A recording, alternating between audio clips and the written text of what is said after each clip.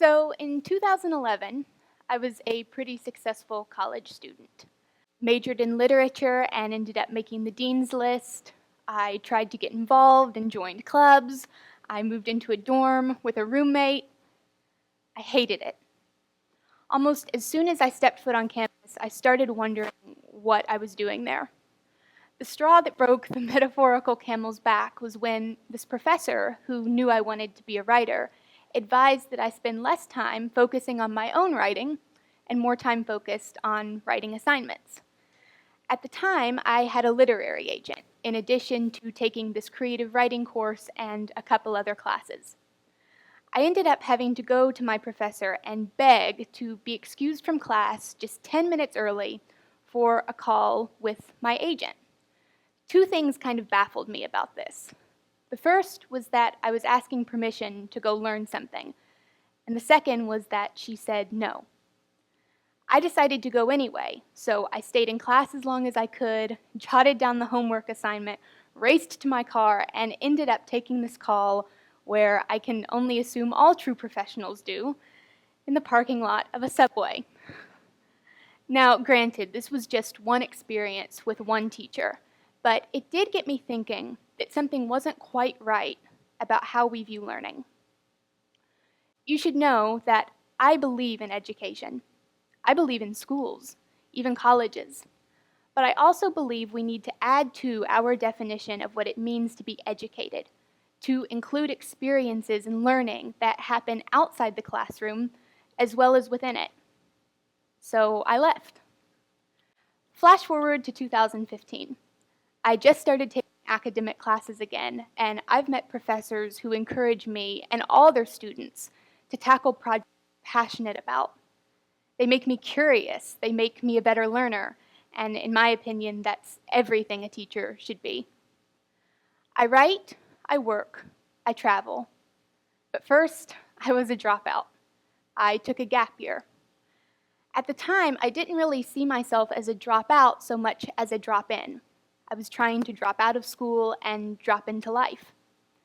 At the time, I really only had one goal, and that was to do things that challenged me, things that I believed would be beneficial personally and professionally.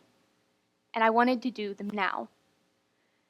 In college, it's easy to settle in and get comfy, to follow the path of a very safe, planned 4 years. But with student loan debt totaling $1.2 trillion and about 40 million Americans paying off student loans, we have to stop playing it safe and thinking small when it comes to our educations. When I was thinking about all of this, I was reminded of something one of the greatest mentors I've ever had told me once about learning. He said that learning isn't necessarily about getting the right answer, but creating a right answer.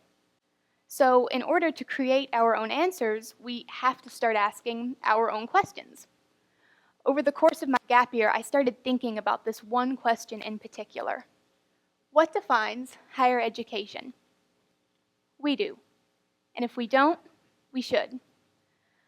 I want to share something with you that it took me 2 entire years out of school to fully understand. There are dozens of different paths to education, but there's no single right one except the one that's right for you.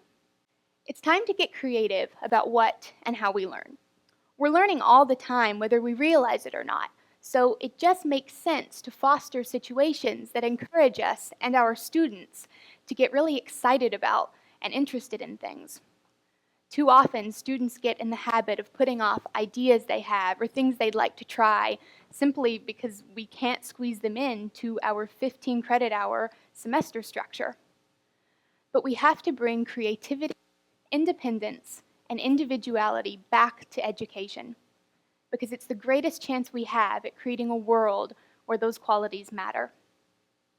To do this, first, I think we have to stop viewing work, experiences, and life outside the classroom as something separate from education, because it's just education in a different, equally important form. That said, when I left school and began my gap year, I felt as though I only knew 2 things, which is tremendously intimidating when you're setting out to try and educate yourself. I knew that for whatever reason, College just wasn't working for me, at least not like this, and I knew I needed something else. My something else turned out to be a gap year, but I believe there are 3 things that can completely alter our experiences with higher education: gap years, trade schools, and real-life credit. Gap years encourage self-reliance, creativity, and mastering the art of customizing. You quite literally build your education based on skills you have or things you'd like to try, which, I'm not going to lie, is terrifying.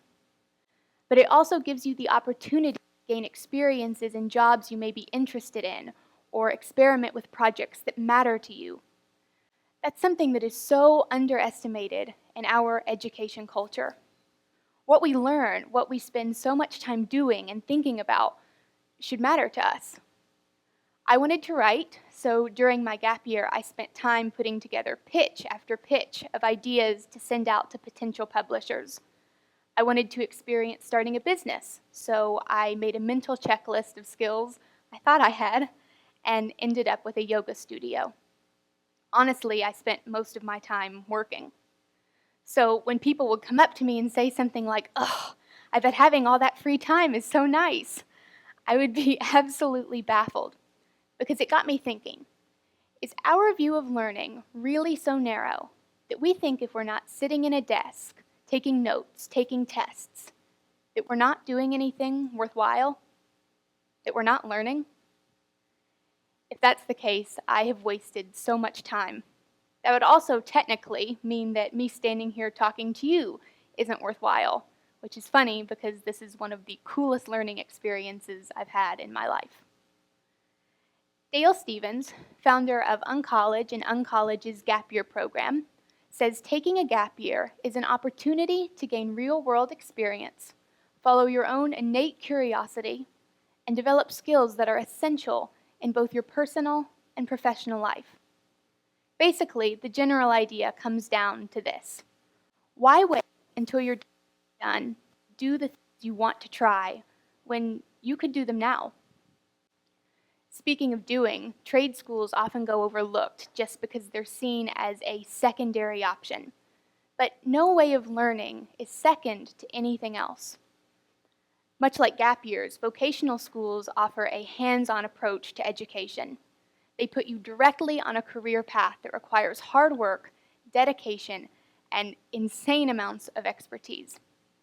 Mike Rowe, host of the TV show Dirty Jobs, gave a fantastic TED Talk that I totally recommend watching on trade jobs and hard labor, in which he said that in many cases, vocational workers are happier, more balanced, and even more successful.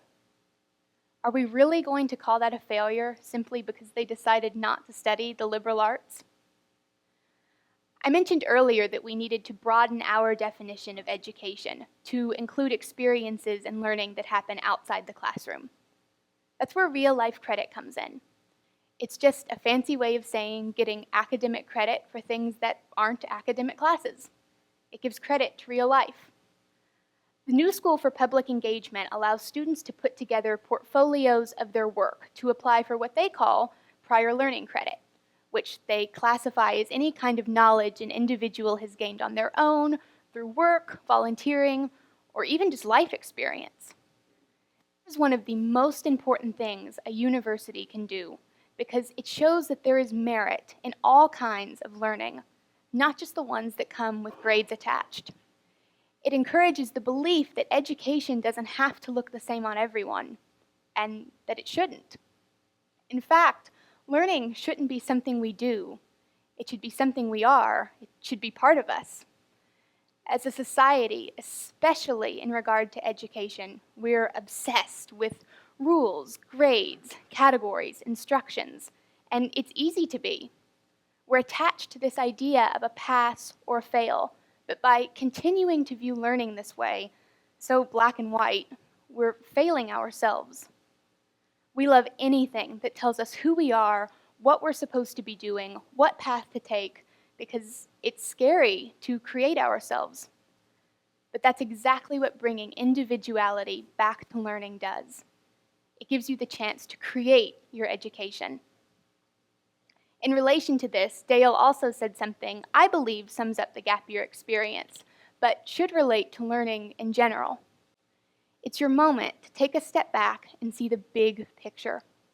It's your moment to think about who you are, where you want to go, and what it takes to get there. What's your picture? What do we want the picture of higher education to be? It can be permission-seeking and passive, or it can be invigorating, intensely personal, and experimental. Which set of qualities do we want students to walk away with? When we're envisioning the future of our colleges and our universities, what do we want the picture to look like? The theme here, what all these things have in common, from trade schools to gap years to real-life credit, is that they connect education to real life.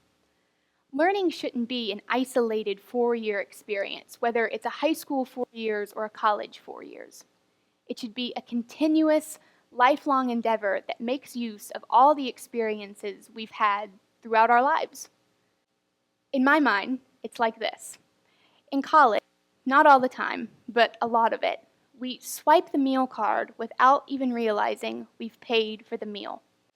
Having to think about how you learn and what you want to learn teaches you how to pay for your meal, so to speak. When I first left school and started my gap year, I was lost. I felt like my way of learning and experiencing things just didn't belong. I would sit in these classes being, for all intents and purposes, a model student, except I was in tears of frustration half the time. I felt so out of place because my entire high school career, everyone assured me that college was when it all finally started to get good, when people could do things their own way and learn the way that worked best for them. And I'm sure for many students, that's exactly how it happens. But I just remember sitting there thinking, there has to be more to it than this. There has to be more to learning than this. Turns out, there is. By the time I went back to school 2 years later, I had published writing, I'd co-founded a business and started an online magazine. I'd begun working for a nonprofit, which I absolutely love. To tell you the truth, it was hard and uncomfortable and wonderful. And I believe it should matter, not just for me, but for every student who took that whole road less traveled thing to heart. So yes, taking a gap year definitely forces you to live in the real world. But the greater question here is why college and this notion of real life have always been so separate, so distant. We have 2 lives. We get one. And we get this fantastic, brilliant opportunity to live it in a way that clicks with our souls and our minds. I feel as though we have to keep having this conversation for every student who works so hard at something they're passionate about and wishes that it counted as much as a letter grade or a test score, for every student who has a hard time sitting in a desk, or any person who just learns differently. It's possible to keep higher education intact while making room for everyone to pursue and explore their individual strengths and gifts. It's what learning is all about. We learn differently. We'll make the world different. It's time colleges did too. Let's think outside the desk.